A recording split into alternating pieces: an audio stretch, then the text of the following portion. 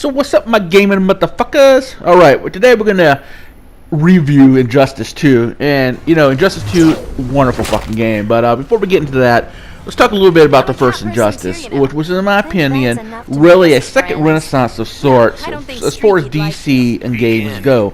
Outside of the Batman Arkham Asylum series, you know, DC really hasn't been given a fair shake at all in video games. Like, most of them have been pretty crappy. In fact, you know, if you look at Superman 64 for the Nintendo 64, the game was so bad that has became pretty much an industry-wide joke and a meme within itself. And, you know, as Injustice got closer to release, we started hearing, you know, about the story of how basically it was a fallen god mythos based around Superman and his fall from grace and, you know, his fall into the dark moral sphere after, you know, the Joker killed his wife and unborn son. It was really interesting to see how people were going to take to the storyline, because outside of the comics, we really haven't seen Superman positioned as the bad guy all too much. Of course, we've seen the comics before, like The Dark Knight Returns, which, you know, also was Batman vs. Superman was based off of. But outside comics, you know, we really haven't seen him be an antagonist too much. But the game was a success. Everybody loved the storyline. In fact, the storyline was so good that we saw Zack Snyder kind of ape it a little bit in Batman vs. Superman, because you would think back to the dream sequence of Batman, where, you know, Batman is pretty much slaughtered by Superman. That, of course, was a throwback to Injustice. But, you know, here we are now with Injustice 2, and the question is the game as great as the first one, or is Injustice 2 basically, you know, the game version of Season 4 of Arrow, which, you know, was pretty crappy? Well, you know, first off, the storyline in Injustice 2, which I'm not going to really spoil it too much, I mean, it's competent in design, and it's a nice continuation of the storyline in Injustice 1, but from a narrative perspective, I just wasn't as satisfied with this one as I was with the story in the first one. And the reason for this is because the game really takes some really illogical and vaguely incoherent story beats that just make you go, what the fuck are they thinking?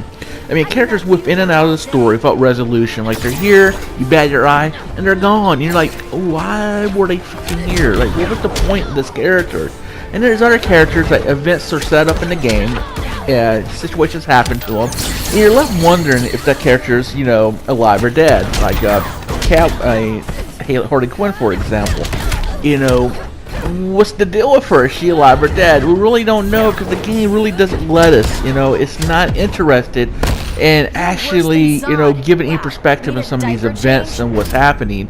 It's just kind of like a train wreck, and it just keeps pushing forward with no regard to what's going on around it.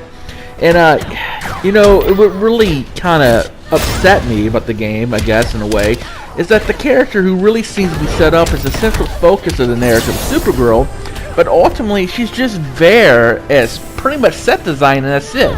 She's just a means to an end, and even so they set her up, you know, in the beginning in certain parts of the storylines being the main protagonist of the story. It's really not the case, and her story kind of goes nowhere. The only really nice touch that I really enjoyed was the fact that they kind of set up, you know, this is a redemption arc for Superman, and for most of the game, you're thinking he might go back to being his old self and once again being on the side of justice and truth and the American way and all that. But out of nowhere, bam, right in the gut, and he's not. He's just the same motherfucking shit as he was in the first game. But, you know, it's really, you know, it's a nice setup, and I really enjoy how NetherRealm Studios kind of plays you a little bit there. But, you know, if you really want a shitty character, Wonder Woman's still in the game, and she's as crappy as ever. Alright, now, while the story narrative might leave you a bit hanging, how the story is told is another story entirely. The game, if anything, is mesmerizing in its beauty, and this is a really nice looking game, and the story seems perfectly invoke, you know, the graphical splendor and play here.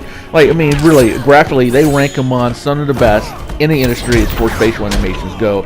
I mean, I was recently playing through Horizon, and I loved that game, and I thought the facial animations in it were incredible and probably some of the best I've seen on the console.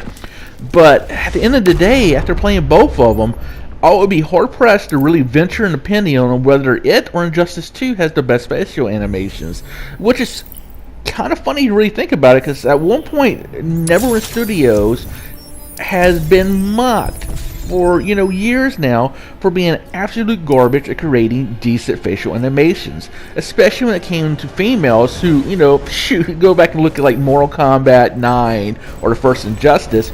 I mean, they create some really ugly looking manly females, but I mean, NetherRealm Studios has done a full 180 here, and it really came out with some real facial animation magic. Like, I mean, these faces are amazing, especially in regards to the eyes. The fucking eyes in this game, man, like fucking Jesus on an upside down pogo fucking stick. You could fall into these motherfuckers, especially with like Supergirl, Harley Quinn, and Black Canary. Like, they nailed the fucking, not just like the faces and the animation, but even the eyes. They're really making them look like these are real fucking people. I mean, this is some good stuff here. And, Injustice is simply sharp as a tack as far as resolution goes. Especially if you're playing this on the PS4 Pro, where it gets a really nice uptick in resolution. I mean, the backgrounds are incredible. They're very rich in detail, and have a very photorealistic look to them that just defies expectations of what you normally see in a fighting game.